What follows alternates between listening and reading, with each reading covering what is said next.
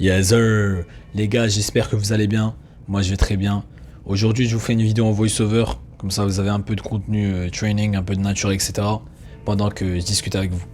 Avant de rentrer dans le vif du sujet, je vais citer une phrase du philosophe anglais Herbert Spencer qui dit que le gros objectif de l'éducation, ce n'est pas la connaissance, mais l'application, c'est-à-dire l'action, la pratique. Les gars, aujourd'hui, si je vous donne des théories, des exemples, des expériences de vie, c'est pas pour votre divertissement. C'est c'est pour que vous appliquiez tout ça dans votre vie. Et je fais ces vidéos pour moi-même d'abord. Vous voyez, c'est pour que je me rappelle, pour que je me réécoute et que j'applique tout ce que je dis. Donc, je peux avoir 10 000 abonnés. Si j'applique pas ce que je dis, je me mens à moi-même. Je serai pas satisfait, je serai pas fier de moi. Et je suis pas là pour ça. Donc, sans plus attendre, on va rentrer dans le vif du sujet qui est ta compétition est minuscule. Les gars, vous savez, quand je fais ma méditation, quand je sors en nature et je me mets à réfléchir, je me dis que j'ai gaspillé énormément d'années depuis le lycée. Pourquoi? Parce que je me limitais juste au système d'éducation. C'est-à-dire que j'allais en cours et quand je rentrais chez moi, j'apprenais pas en dehors des cours. Vous voyez? Pour moi, j'ai fait le taf, tu vois. Et je pense que je suis pas le seul à l'avoir fait.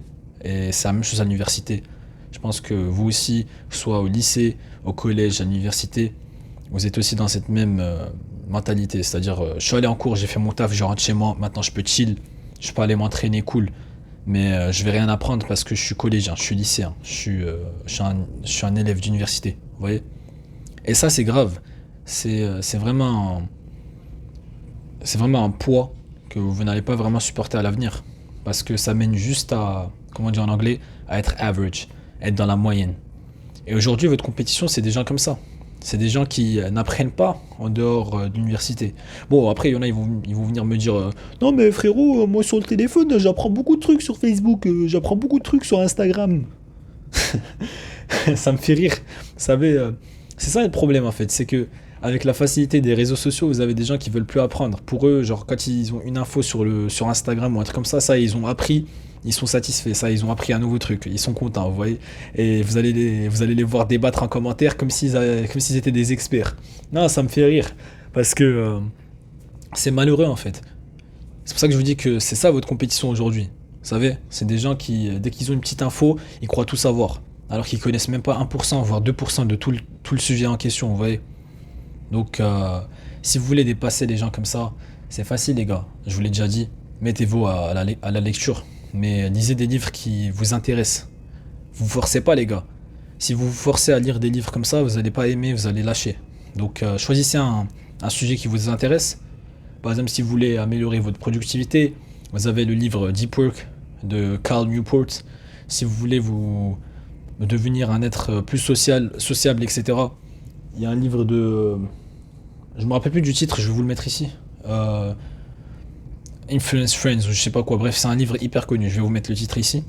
Si vous voulez avoir de nouvelles habitudes, il y a le livre Atomic Habits. Bref, il y a plein de livres pour tous les sujets. Donc si vous voulez améliorer un aspect de votre vie, regardez des vidéos éducatives, achetez des livres qui vous intéressent, qui vont vraiment vous motiver à les lire. Faites de la méditation, sortez en nature, soyez pieds nus en nature.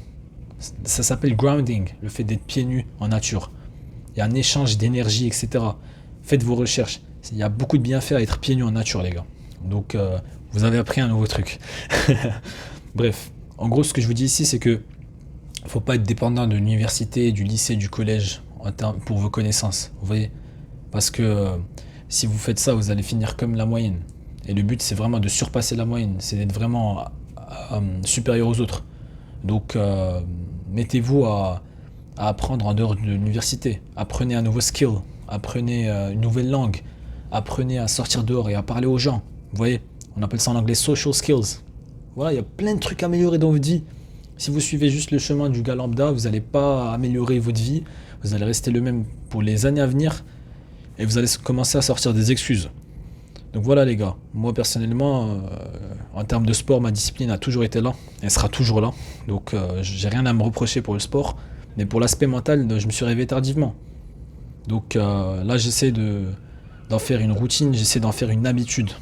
Travailler mon mental, apprendre de nouvelles choses, appliquer de nouvelles choses. Vous voyez? Donc c'est très important et je pense que c'est l'aspect le plus sous-coté dans la communauté du développement personnel. On parle beaucoup du physique, de l'apparence, de l'attraction, etc. Alors qu'en réalité, c'est surtout le mental qui est important. Vous voyez? C'est la santé mentale qui est super importante. Vous savez, quand je suis au parc, je vois toujours les deux mêmes gars. Un adulte dans sa trentaine, un autre adulte dans sa quarantaine qui est un peu gros, qui fait des tours de piste en marchant sans musique. Donc ça se respecte, c'est un gars qui bat ses démons. L'autre gars dans sa trentaine, il vient, il court, et à la fin il tape des tractions et des dips. Donc aujourd'hui c'est eux mes compétiteurs. Je dis pas ça en termes de niveau, mais juste en termes de présence, showing up, tu vois. Juste le fait d'avoir quelqu'un qui vient régulièrement au parc fait de lui un compétiteur. Donc c'est des gens que je respecte et je suis fier d'eux. Parce que je connais des gens qui sont hyper chauds en street workout calisthenics, qui ont perdu leur niveau. Je les ai revus il y a quelques jours, ils m'ont dit ouais frérot, j'arrive même plus à faire une muscle up, j'ai de nouvelles priorités, je suis occupé. Donc ce gars, j'ai perdu tout mon respect pour lui, tu vois. Aujourd'hui je suis supérieur à lui. Et comme vous pouvez le voir dans la vidéo, c'est l'adulte dans sa trentaine. Donc lui c'est un gars que je respecte énormément. Je suis fier de lui. À chaque fois que je vais au parc, je le trouve. À chaque fois qu'il va au parc, il me trouve. Donc voilà les gars, c'est ça. C'est ça les hommes. Bref les gars, j'espère que vous avez aimé cette vidéo. On se retrouve dans pas longtemps pour une nouvelle vidéo. Ciao.